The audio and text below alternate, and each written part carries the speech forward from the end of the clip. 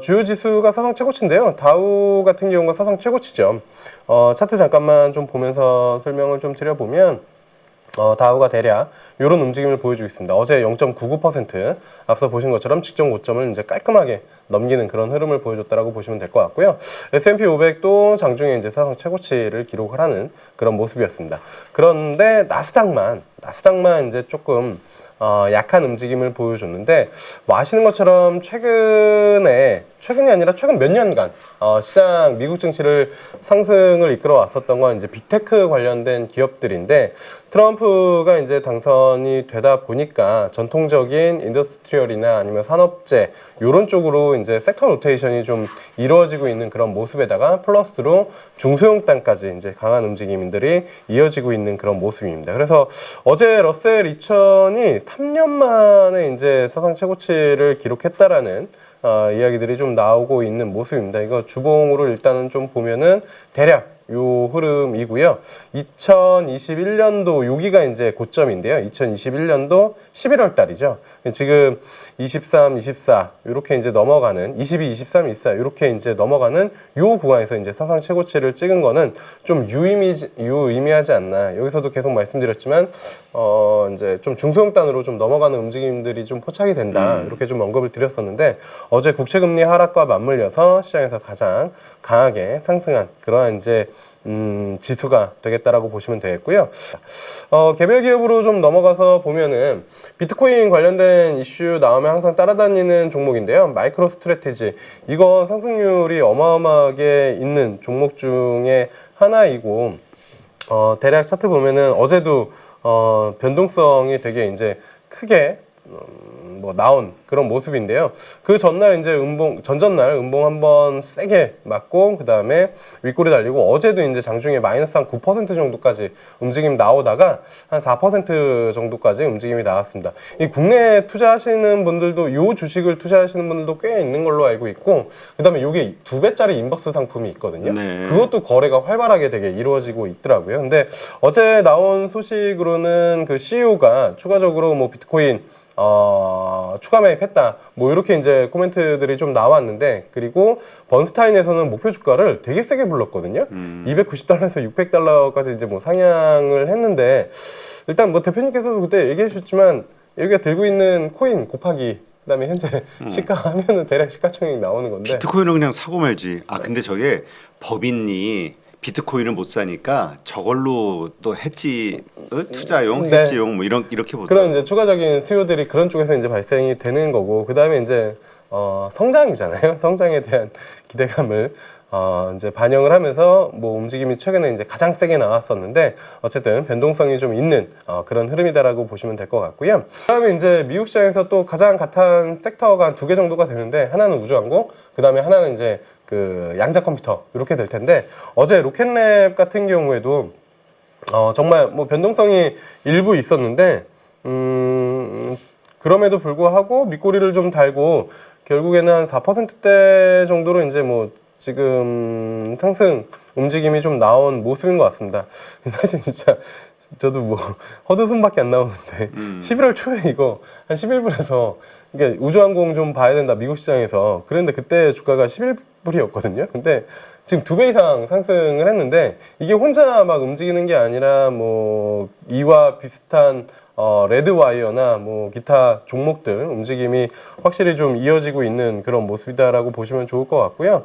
대략 우주항공 섹터들이 대부분 다 강한 움직임인데, 우리가 그 아크 인베스트먼트 되게 막 기억하잖아요. 그렇죠. 거기서 이제 그 신성장 관련해가지고 우리 돈나무누님께서 막 이제 막 이야기를 했었던 적이 있는데, 거기서 우주 혁신 그 ETF도 있었거든요. 근데 이것도 진짜 많이 올라왔습니다. 그러니까 8월 달에 한 13불이었는데 ETF가 한 19불까지 올라와 있는 그런 상황이다 보니까, 확실히 이쪽으로 자금이 좀 들어오는 그런 모습들이 좀 펼쳐지고 있다라고 보시면 좋을 것 같고, 뭐 레드와이어나 뭐 이런 기업들 같은 경우에도 신고가가 좀 나오고 있는 그런 모습이고, 그 다음에 뭐 헤이코 이런 기업들 같은 경우에도 신고가 모습들이 이어지고 있는 그런 상황입니다. 특히나 어제 로켓넷 같은 경우에는 두 군데에서 발사를 24시간 내에 지역이 다른 곳에서 발사 미션을 성공하면서 기술력에 대한 부분들도 시장에 계속 이제 선보이고 있는 그런 모습이다 보니까 시장의 관심이 상당히 좀 높아지고 있는 그런 상황이고요. 이거 말고 지금 뭐 드론 관련된 종목들 같은 경우에도 우주, 항공, 그러니까 하늘 쪽을 바라보는 기업들이 되게 움직임이 좀 좋게 나오는데, 대표적으로 뭐 조비, 이거 되게 많이 들어보셨을 텐데, 그 수직 이착륙하면서 저기 뭐지? 이제 이동할 수 있는 뭐 그런 건데, 요것도 최근에 5불에서 한 8불 수준까지 한 2배 정도 움직임이 좀 나오고 있는 그런 모습입니다. 그래서 시장에서는 이 우주 항공 쪽 관련해가지고 기대감을 상당히 좀 강하게 가져가면서 주가에 반영을 시키고 있다라고 이제 좀 보시면 좋을 것 같고요. 그 다음에 이제 어제 특징적인 것 중에 하나는 그건 것 같습니다. 그러니까 엔비디아랑 테슬라가 조정을 받았음에도 불구하고 이제 나스닥이 크게 빠지지 않았다라는 거. 어떻게 보면은 올해 그 S&P 500의 주가 상승이 한 20%는 엔비디아가 이제 담당을 했다라는 이제 분석들이 좀 나오고 있는데, 어제 같은 경우에는 엔비디아가 차트 보시면 아시겠지만 한 4%대 조정이 좀 나온 그런 상황이거든요.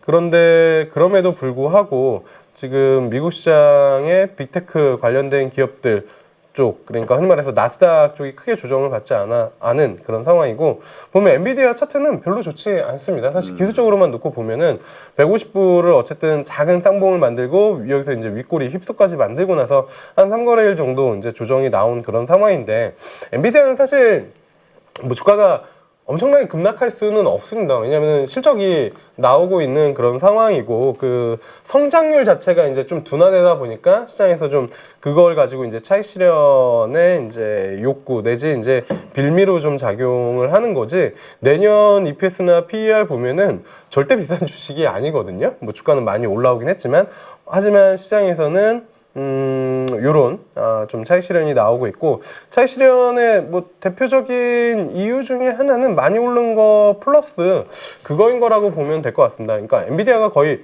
독점이잖아요. 완전 독점인데, 그 현대의 비즈니스 모델에서는 그런 완전 독점이 유지하기가 어렵다라는 게 어쨌든 뭐 기업의 생태계인데, 이게 이제 그 칩 자체를 독점하다 보니까 많은 빅테크들이 엔비디아한테 계속 읍소를 해야 되고 줄을 서야 되는 그런 흐름이다 보니까 자체 AI 칩들에 대한 부분들을 확대하는 모습들을 좀 보여주고 있고, 대표적으로 거기에 이제 아마존, 그 다음에 이제 그 메타, 이런 기업들, 거기는 이제 뭐 테슬라 같은 경우에도 엔비디아 칩을 가져오고는 있지만, 뭐 그록이나 자체 이제 그 AI 모델을 좀 확대시키는 그런 모습들을 좀 보여주다 보니까 이런 것들이 이제 엔비디아에 대한 매력도를 조금 떨어뜨리는, 사실 고성장하는 기업들 같은 경우는 고 PR 그 주식들 같은 경우에는 성장률이 조금만 꺾이더라도 그게 이제 사실 차익 실현이나 아니면 주가 상승세에 제동이 걸리는 그런 흐름이다 보니까 엔비디아가 그런 움직임들이 좀 있지 않나라고 보시면 될 것 같고요. 그 다음에 이제 인텔인데요. 미국 상무부로부터 이제 칩스법 보조금으로 한 80억 달러를 배정을 받았다라고 합니다. 시장에서는 85억 달러 정도 예상을 했는데 5억 달러 정도로 이제 덜 받은 움직임이다라고 이제 좀 보시면 좋을 것 같고요.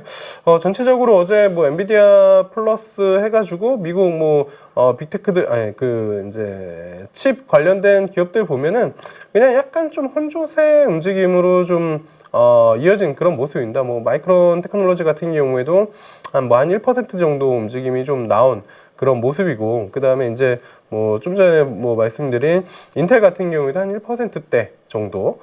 좀 특징적인 거는 요거, 예, 그 지옥에서 돌아온 슈퍼마이크 컴퓨터인데요. 슈마컴. 예, 요거도 한 17불에서 단기간 한 2배 정도 올라왔습니다. 그러니까 거의 뭐 회사가 존폐 위기에 있다가 이제 다시 어쨌든 시장에서 거래가 된다라는 걸로 단기간에 이제 좀 강하게 반등이 나와서 어제 뭐 반도체 쪽에서는 엔비디아 하락, 그 다음에 슈마컴 좀 반등, 그 다음에 이제 버티볼딩스 요것도 최근에 그 미국 IB에서 보고서들이 꽤 괜찮게 나온 흐름이거든요. 대표적으로 뭐 국내에서 이제 액식냉감, 뭐 렉 관련된 기업으로 이제 부각이 됐었는데 어제 엔비디아 하락하다 보니까 그 여파를 같이 이제 좀 받아간 그런 모습이다라고 보시면 될 것 같습니다.